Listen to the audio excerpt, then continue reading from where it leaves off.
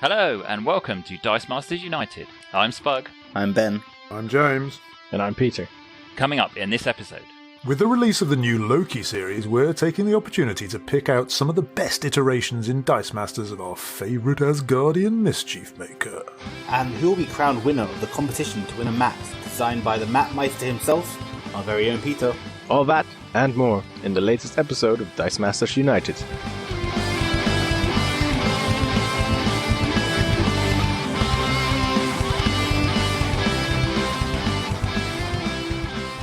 Well, I don't know about you guys, but I am very excited about the new Loki series that at the time of recording has dropped on Disney+, although I haven't had a chance to watch the first episode. Have any of you seen it yet, guys? Not yet. No. Not yet. Eagerly saving it for tomorrow. I might watch it after the recording tonight. Oh, but... okay. Put a late one. Have been watching Ragnarok, though. I want to slip that in before I forget. Change the subject immediately. What is that? I reckon most people won't know what it is. What is it? It's on Netflix, and it's made in Norway, and it's nothing to do with Marvel, but it's everything to do with Norse gods. And a family move into a smallish Norwegian town, and the son's about 17, and he's a big lad, and he has a word with an old woman in the supermarket or something, I can't remember, and he starts to develop powers. And eventually becomes Thor, and it's cool. It's not superhero-y at all, but it's really, and it's got really good sense of humour. Yeah, we'll leave it at that. It's a subtitles thing, is it? Presumably, it's not in English. Interestingly, you can either get subtitles or you can have it dubbed. I'm not a big fan of dubbing typically, but these dubs are done by the original actors, so you get the people who are acting saying the stuff in English, so you get to hear what they sound like, and they all have different sort of English accents or Norwegian English accents. It's really interesting. It's terrible, really, isn't it? Bilingual people, you never get that in England, would you? Speak another language completely. Nope. Generally, no. I highly recommend it. It's dead good. There's 2 seasons, and I think there's 6 episodes in each. And but no the Owen second Wilson. Season, there's no Owen Wilson. Nor Tom Hiddleston, but the Loki who appears eventually is great. Thank you, Ben. That does kind of put us slightly back on track, at least anyway, after that. After we immediately derailed James into a different direction totally. How excited are we about Loki? Because I am very excited about this one. I think it looks like it's going to be a lot of fun. Yeah, it should be. Concerned after Falcon Winter Soldier.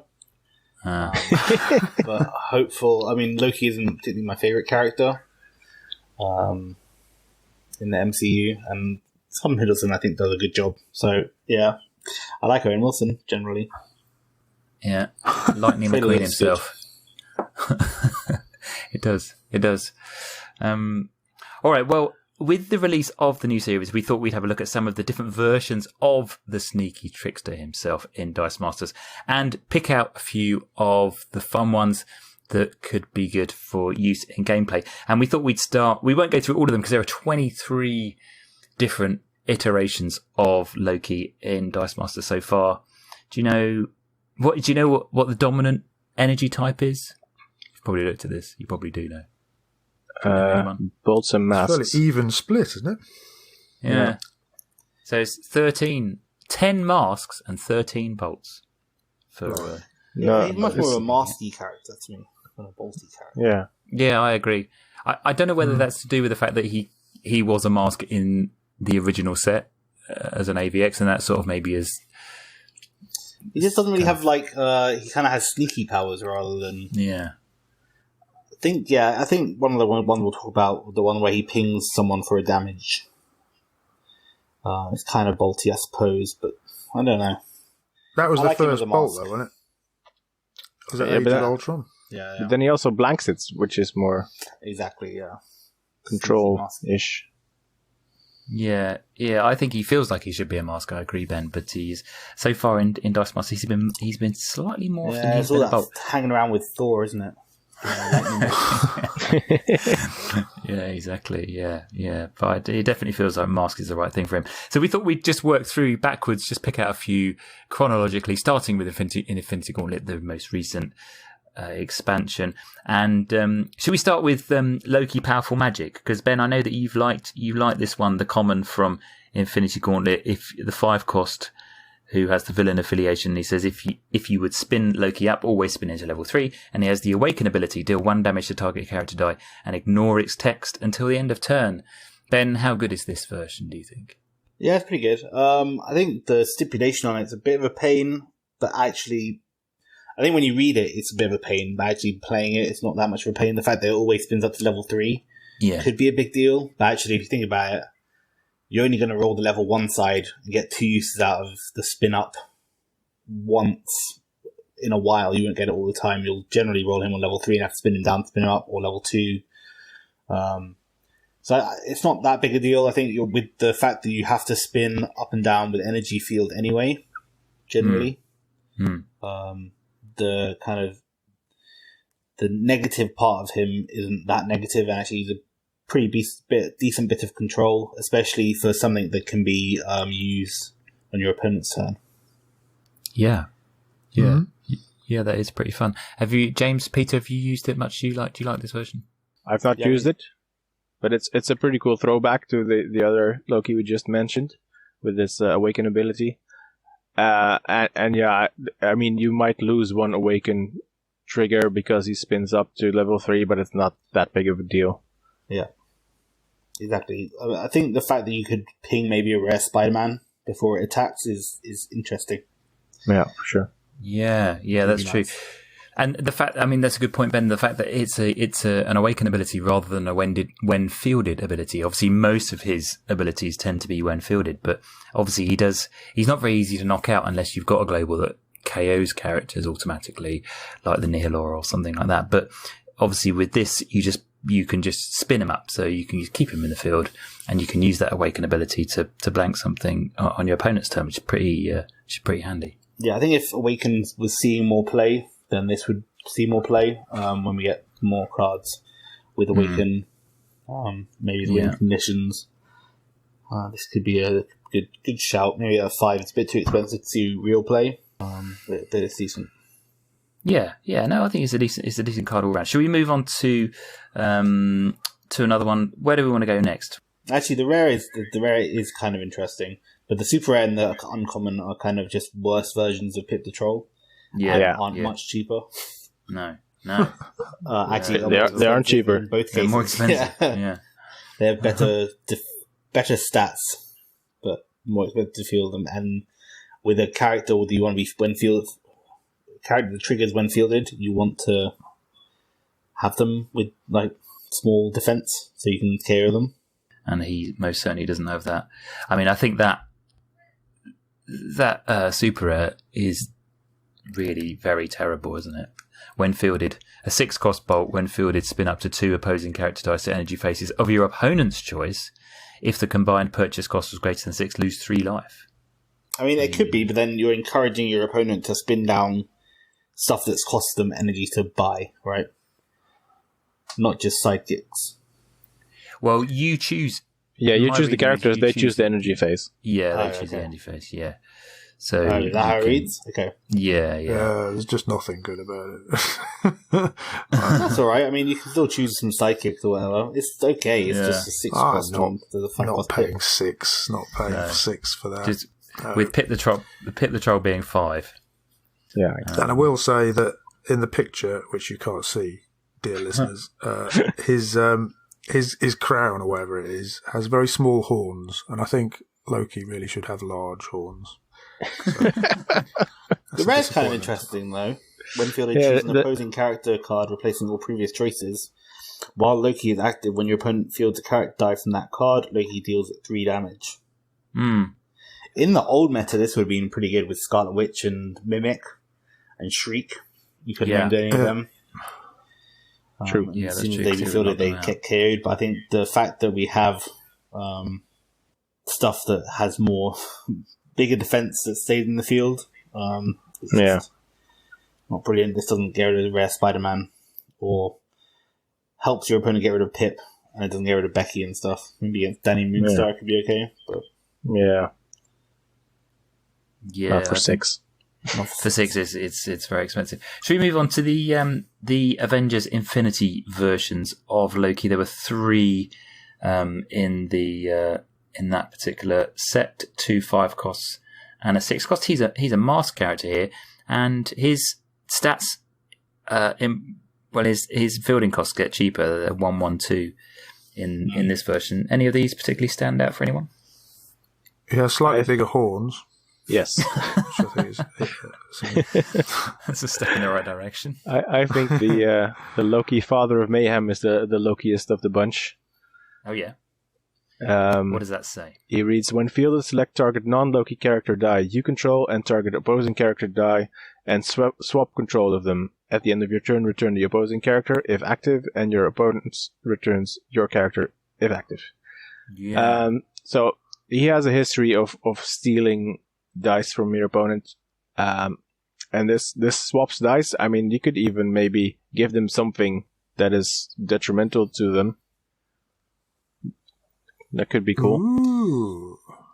yeah, I was trying Could do to that think old of- man out of time trick. That's what I was But thinking. we don't know. Yeah. Yeah. Yeah. Man Out of Time, I think itself was the one where if you take damage, you ping your opponent, right? While And you active, could- each time you take non-combat damage, deal 1 damage to opponent. Yeah. So you could basically give them a man out of time, and then using the prismatic spray, I think was the. I think there's maybe another way to do it. But I think the prismatic spray let you basically give one of your characters to your opponent. And Later it was basically Mr. Mixie Spittle allowed you to do yeah, that. that one. Yeah, and then you could basically trigger a chain reaction where someone took a damage, and then it basically became an infinite loop.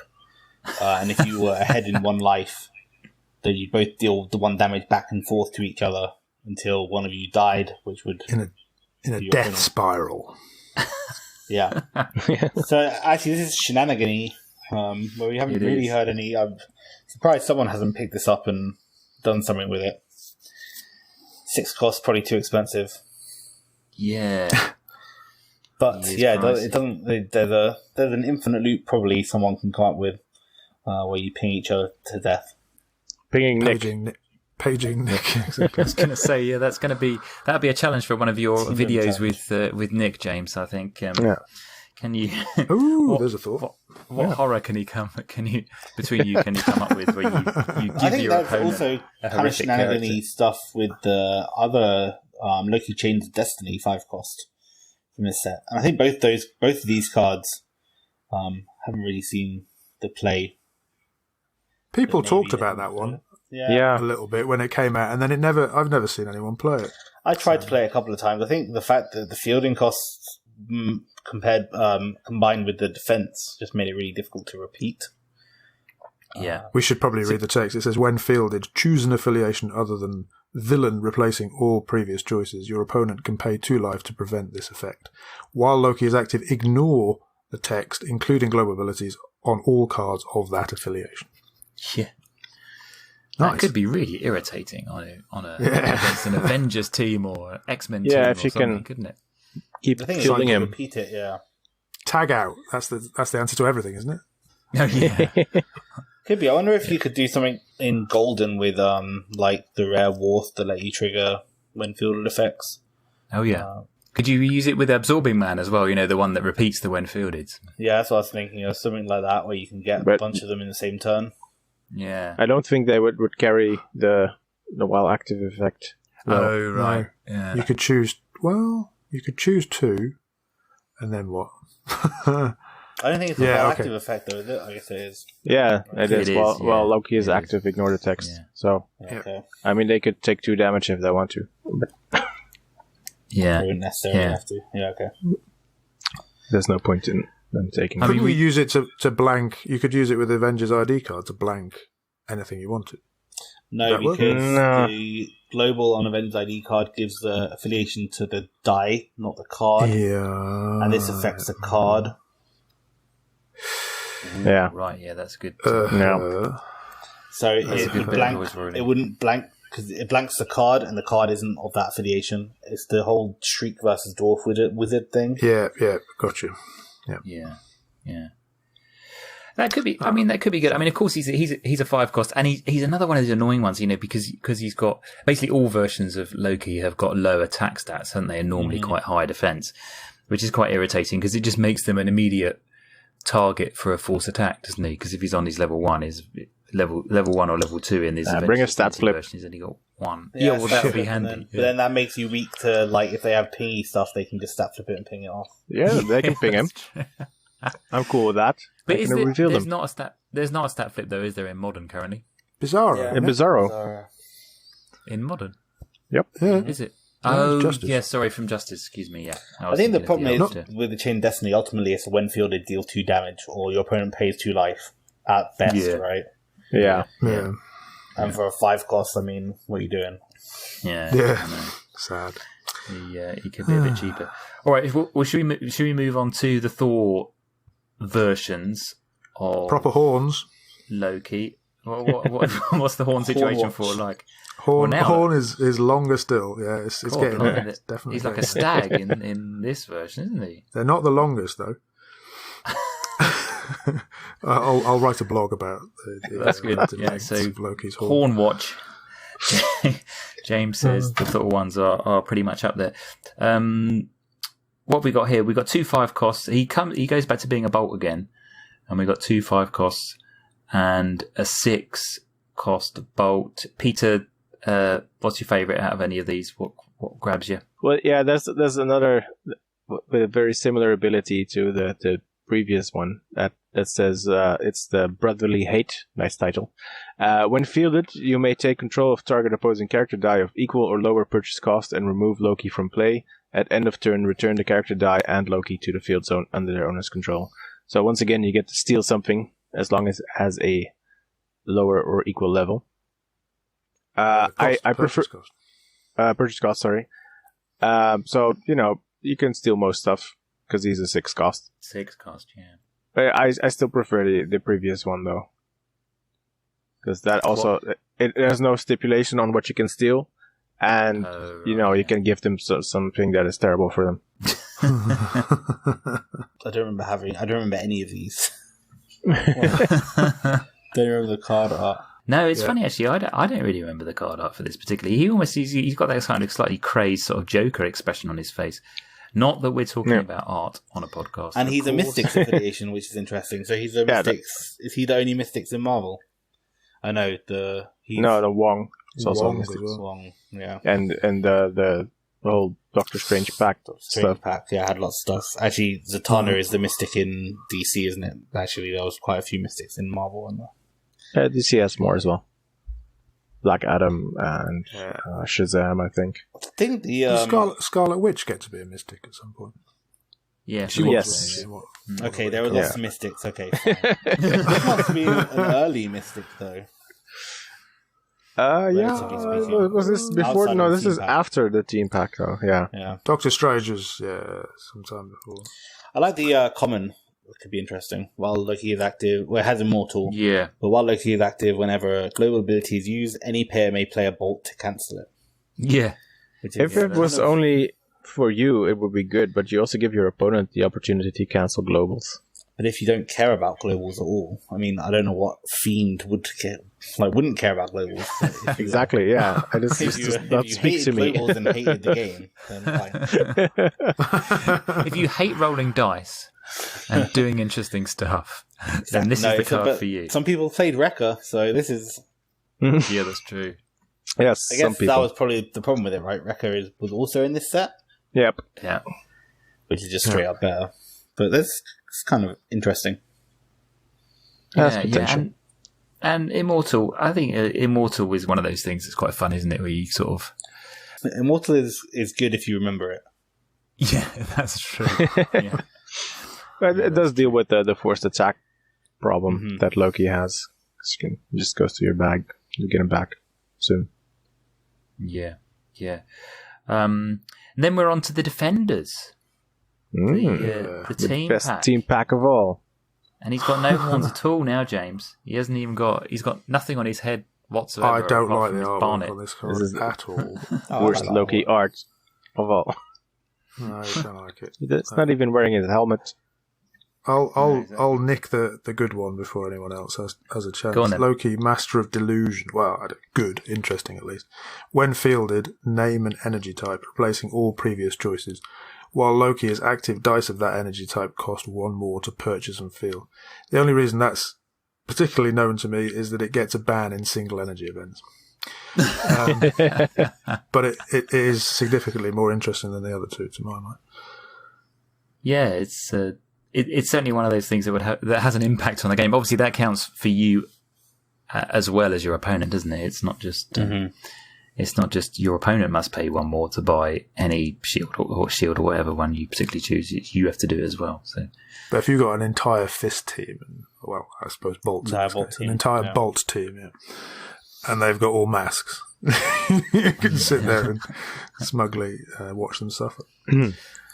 I wouldn't discount Loki's sibling rivalry, which is the 5 cost. yeah, what does it say, Ben? So when Loki blocks or is blocked, all character dice blocking or blocked by Loki lose their character abilities until end of turn.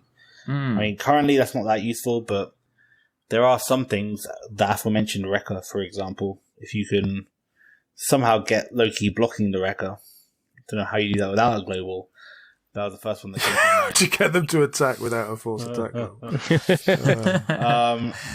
Or a forced block global, right? So if you had some way, I don't know. But Wrecker might not be the best choice. There are some while active effects. I'm thinking of like a Shriek or something like that. Well, there's Overcrush. I guess you could use it against Or Beck. Overcrush. Yeah. So it's not useless, right? It's interesting. No, it's not. No, it's not, I suppose. Actually, the Overcrush is this is actually a good answer to Overcrush. If only Becky didn't re-roll stuff. Yeah, yeah, and exactly, if only it was modern legal. I know. Yeah. And we should mention that also the third card in this particular triumvirate is another, when fielded, steal an opponent's character. Yeah, but this one is bad. Yeah. Because it has to be a lower level. Yeah. And it always goes back to your opponent's field zone at the end of the turn, regardless of what happens to it, which is kind of unusual, isn't it? I mean, normally, also bad.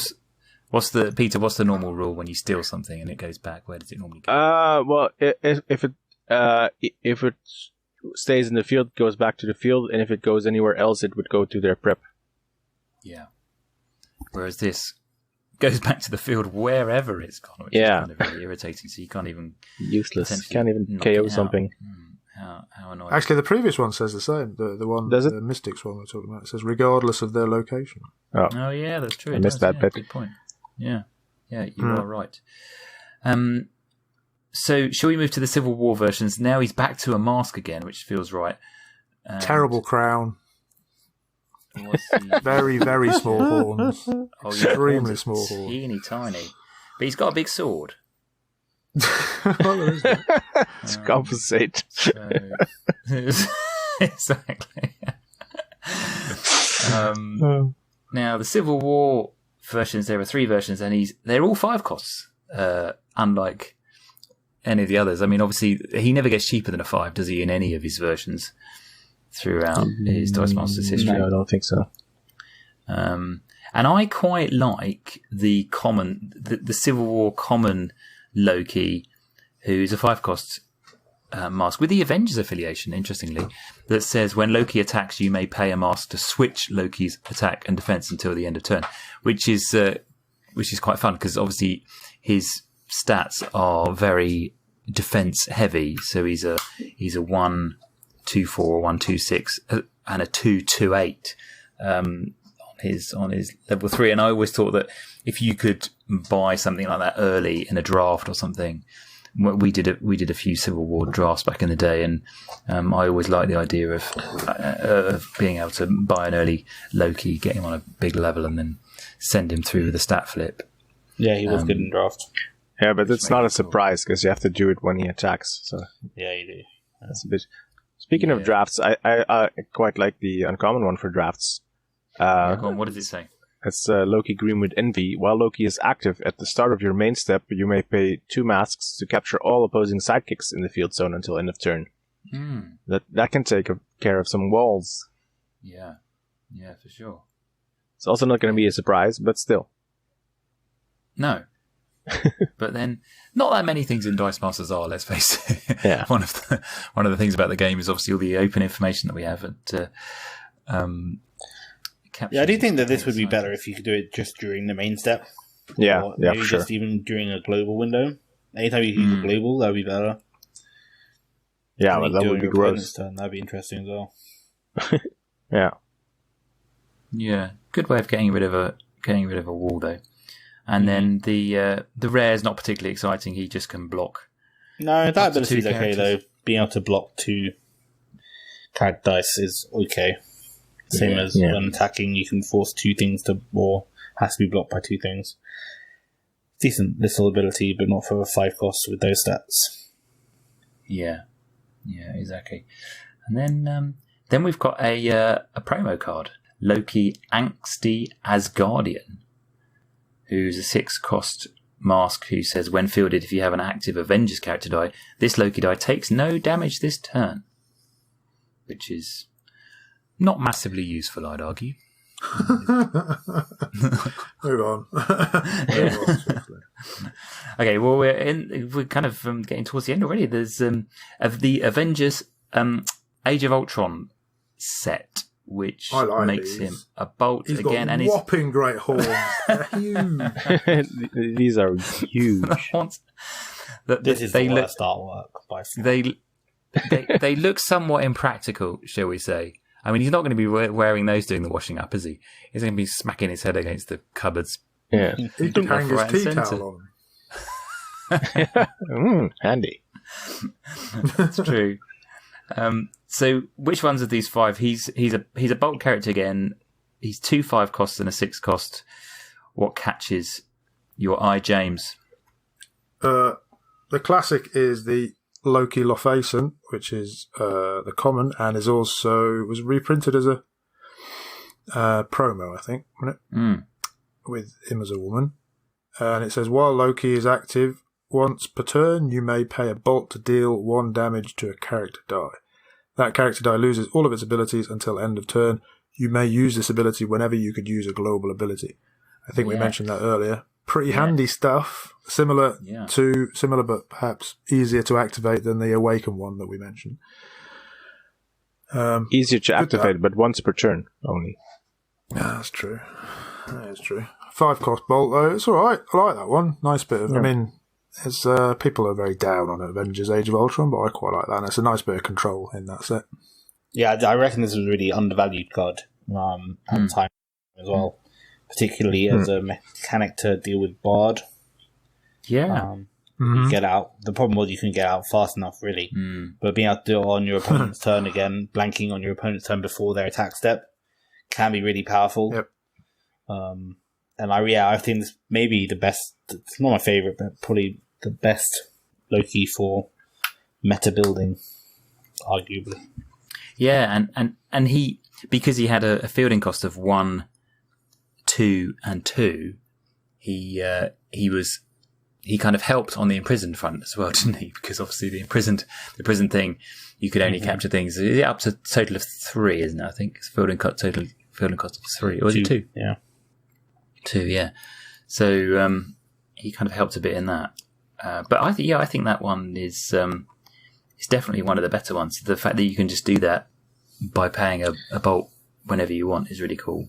So big horned Loki Lofacen is a good one. I quite like the rare as well in this Loki Agent of Asgard, who's a 6 cost bolt. And he says, when Loki attacks, you may pay 2 bolts to deal 2 damage to each opposing character, which is a good way of clearing off a lot of stuff if they've got some cheap characters in the field. they're a breath weapon. Yeah, basically, specific. Yeah, it is a kind of. The problem is he's just not a static character that you want to attack with, right? No, that's the thing. Yeah. Unless you have a stat flip. I think the uncommon is also probably interesting enough to read out. When fielded, roll an enemy character die, deal damage to any target equal to the number of energy symbols or fielding costs rolled. Which I'm not sure we've ever seen another die that triggers off fielding costs and No, that's energy true. energy faces. which is interesting. It'd be nice with that tombstone. Oh, yeah. Fuck off. Oh, I see you have a tombstone. Just as well I put this Loki on, just to deal with that. What are the chances? Perhaps I'll suggest Nick puts that on his Loki team. And I'll play it. Perhaps I can mention, sorry, just before you move on, Spugs, I have a feeling you might. We might as well mention Loki Scepter because it appears at the end of the list, but it's actually from the same set. These have probably been errata to continuous, I imagine. I don't know if that's actually true, but they should have been if they haven't. Yeah. The text, as is, says, this is the rare. Place this die in your field zone. You may move it to your use pile to KO an enemy character that would do combat damage to you and prevent the damage from the character die. Be a very sad Mr. Fix-It, for example. Send this die to the used pile at the end of your opponent's turn. And it's got a burst thing. Return this die to the prep area if your Loki is active. And the others are a bit similar, but that's probably the best of them. But I wanted to say that the artwork is the top half of Imprisoned. You might know that Imprisoned, that evil card, has Thor in the stocks sort of thing. And but you can't really see what's going on above it. You see someone standing over him. Well, it turns out to be Loki with enormous horns and a scepter. Check it out. Go and put the two cards together and prepare to be mind blown. This rare was actually a really annoying card to play against as well. Being able to just negate. It's kind of like a Ronin. Not quite powerful as Super Ronin, but pretty good still. Yeah. Now, how would he interact with Bard back in the day if you use that to knock out the Bard? Would the buff persist because the buff is a when attacked? Yeah, because all the cards would have their buffs still. Yeah, they would. So you'd be able to cancel one of those. Yeah. But yeah, certainly good horns. He looks like he's sort of standing among some big sort of weird teeth.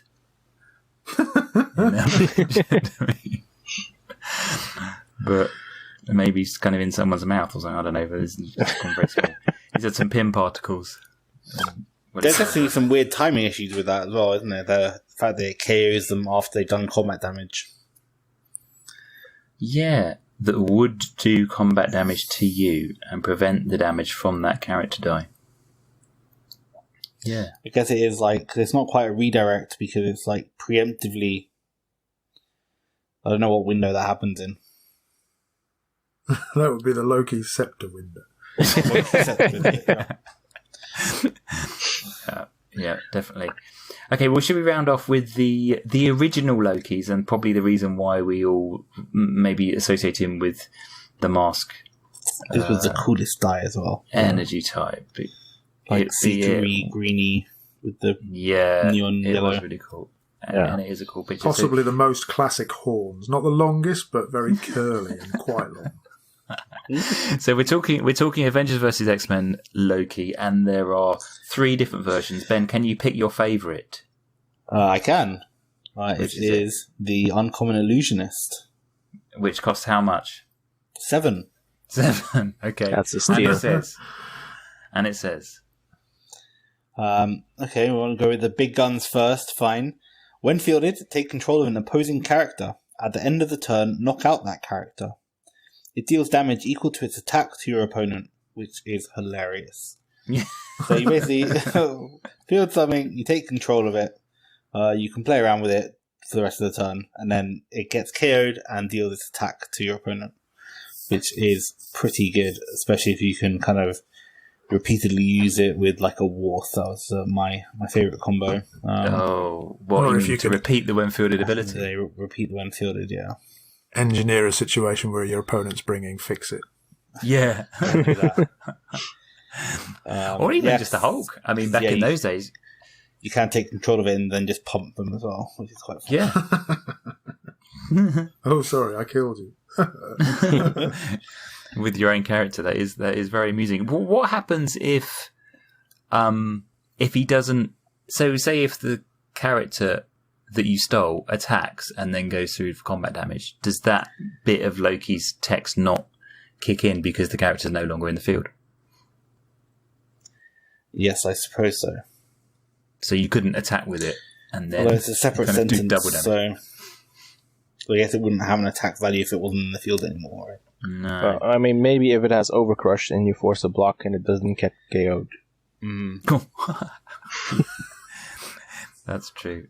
It might be easier in the long run just to bring your own Two-Face in that Yeah. rather than paying 7 for Loki, stealing theirs, forcing a block. Where's the fun in that? Giving- Or maybe you could just bring your own Fix-It and then use the other Loki as well to No, you can't. give it to your opponent. Well, yeah, but If only. if you could have 2 different versions of Loki, and give that to your opponent and then steal it back. Yes, That's I clearly brought the way 2 forward. 6 costs and a 7 cost, and I'm gonna give you something and take it back, and then Yeah. kill you with it. Paging Nick Wiley. Well, it's back in the days of PXG. You know, we were rolling absurd amounts of dice all the time. True. Obviously, the common Loki has a captured ability. He's a 6-cost mask. But what about Loki Gemkeeper, Peter? The rare that was a staple back in the day. What do you make of that? Yes. So I first saw this card on the back of the starter for AVX, Oh right. and I thought, whoa, this is amazing.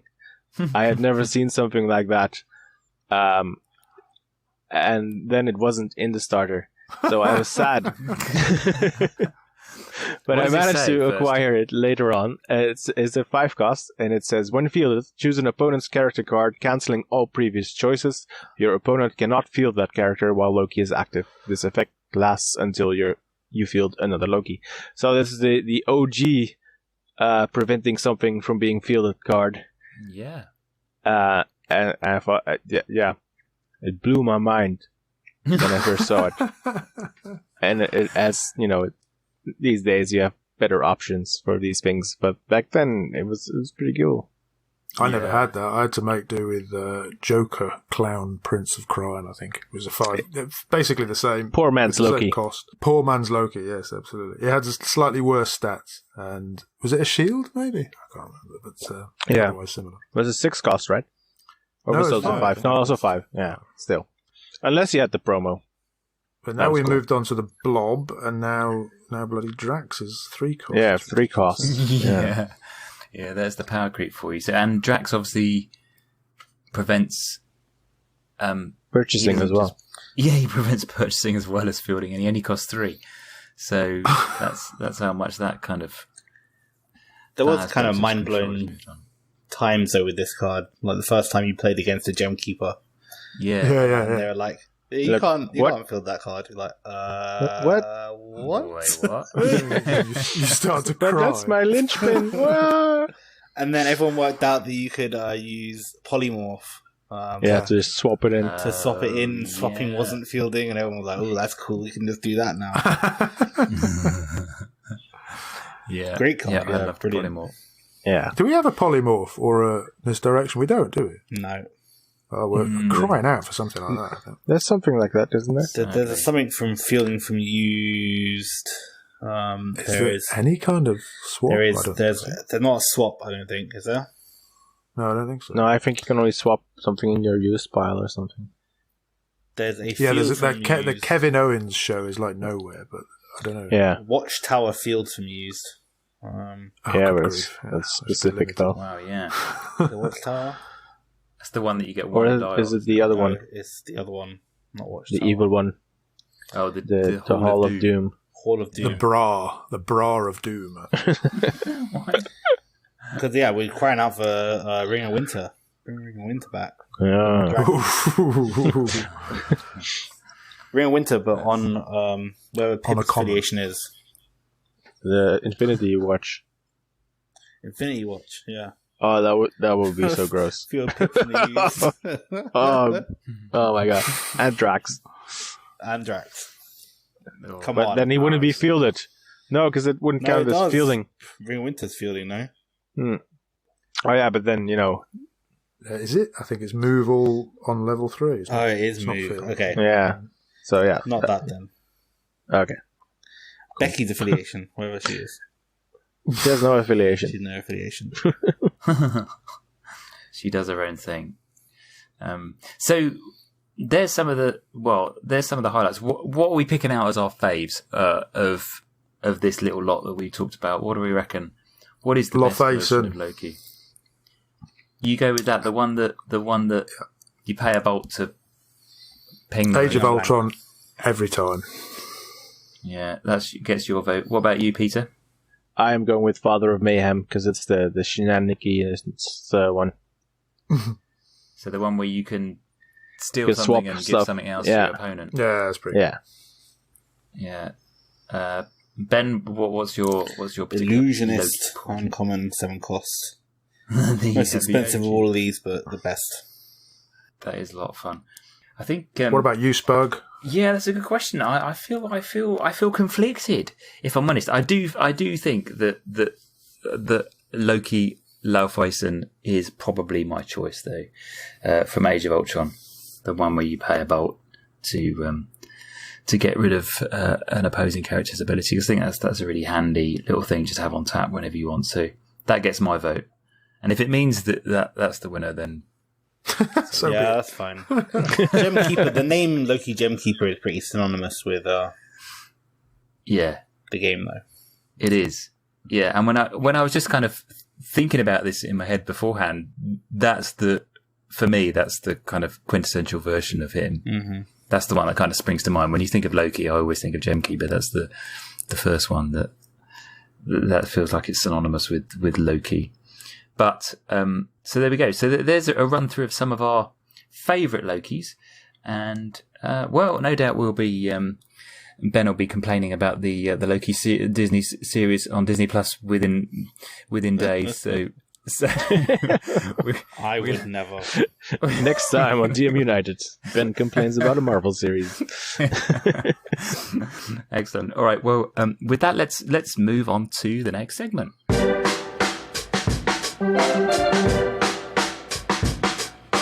Okay, well, in the last episode, we talked about a competition designed to win a mat designed by our King of the Cloth, Peter. And it's time to review some of the best entries and reveal the winner. It's very exciting times. So, Peter, what was the competition all about? And what were you asking people to do?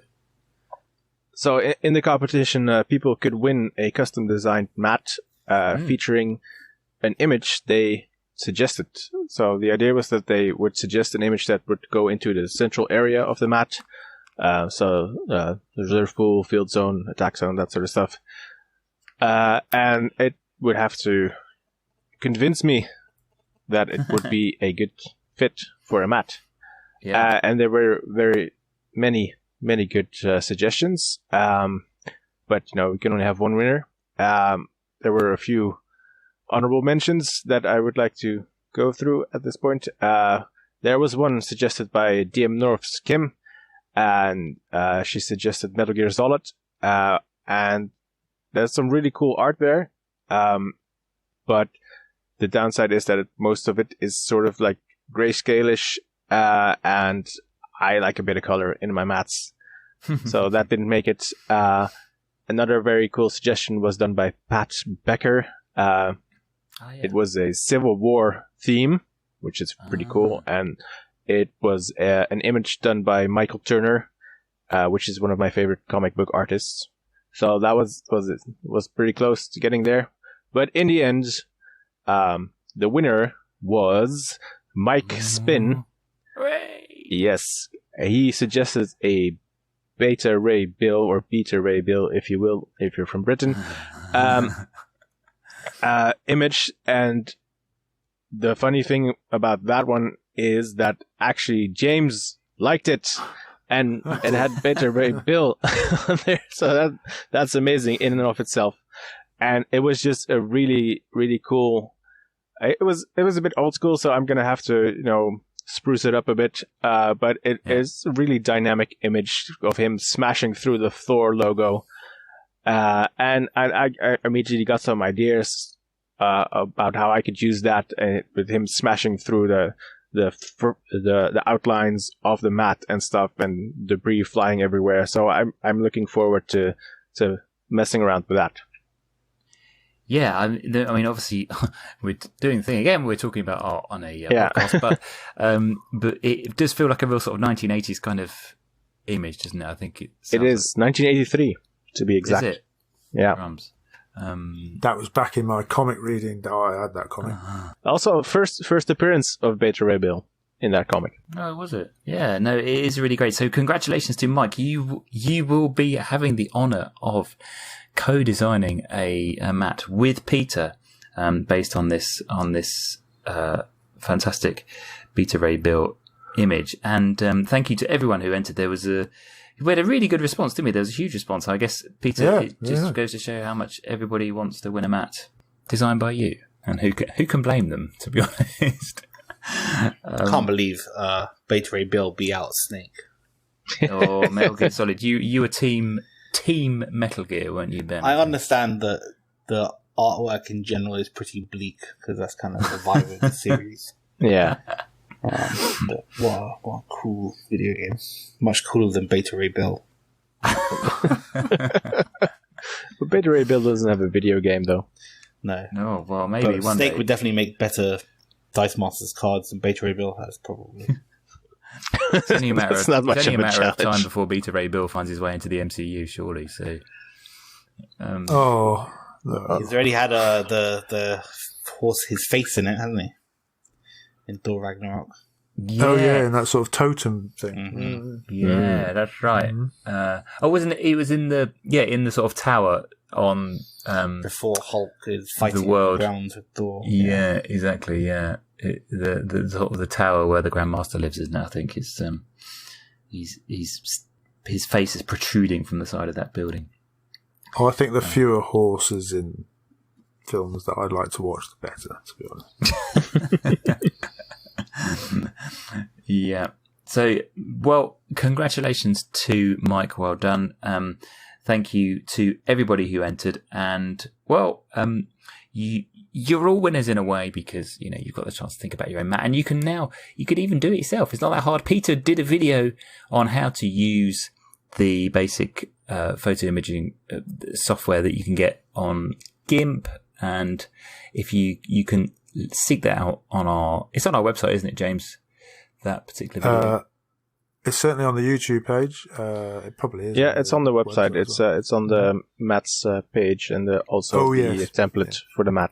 Yeah. So if you scroll down to the bottom, it's got all sorts of stuff. Yeah. Yeah. So if that's got your creative juices flowing and you fancy having a go yourself, then that'll be a good way to get you started, because GIMP does appear to be a little bit of an overwhelming bit of software if you first fire it up and you've got no way of using it. Okay, so well done, Mike. Let's move on to a bit of AOB, shall we? James, we wanted to mention that you've been recording again with Nick. What have you been up to this time? Oh yeah, Nick has very kindly been encouraging me to play on a weekly basis, which is good. I need somebody to push me into it. And we try to do stuff which is loosely related to the podcast, in fact. So there's some sort of coherence going on there. And I'm struggling as I speak to remember what the last one was. Hang on, it was that Rush one, wasn't it? Because we talked about one, which was Rustastic. Yeah.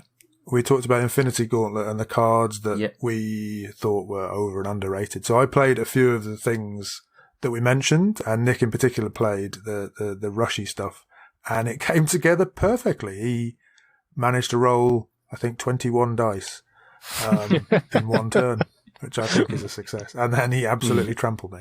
And it really wasn't all that slow. So Rush does work on the right team, in the right hands, against the right opposition. It works extremely well. With all those caveats. Yeah. But actually, it is actually worth watching, because just to see that sort of final turn and how it all plays out is good. And his little kind of Scott Hall trick is really nice. So it is actually, it is a well-designed team, and he plays it very well, so it is worth checking out that particular video. So have a look at that on our YouTube channel. If you're not a subscriber, then please sign up. We are sailed past 500 subscribers now, so surely we are on the way to 1,000. Surely. Well, we've been on the way to 1,000 since the very first subscriber. That's true. We've got Dice Fight coming up on a Thursday night, James. I think the subjects or the themes for those evenings are yet to be decided, but when does it take place and how do you take part if you want to? you appear to have removed the dates from in front of me, and I'm terribly bad with dates. But I guess if tomorrow as we record is the 10th, then the next one must be the 17th and the 24th. Yes, it is. I'm thinking maybe something God and Loki related, or Asgard or something possibly. But keep an eye out on the Facebook page is the easiest way to find out, I think. Yeah, and the answer to my question was Thursday nights, 9 p.m. UK time, 10 p.m. Central European time. All you need is a webcam and a way of getting into the Discord, and you can get in on the action. It's a bit of fun. 3 rounds, and it's a good little community, so do get involved with Dice Fight. If you've enjoyed tonight's show, it's been great to have you with us. We'd love it if you could like, review, rate, and subscribe using your favourite podcast app. If you want to get in touch with us, James, what's the email address that you can use? It's hello@dmunited.eu. Yeah, and if you want to send us a bit of feedback on what's your favourite version of Loki, did we get that right? Did we get it wrong? What is the best one? Is Gemkeeper really the best Loki of all?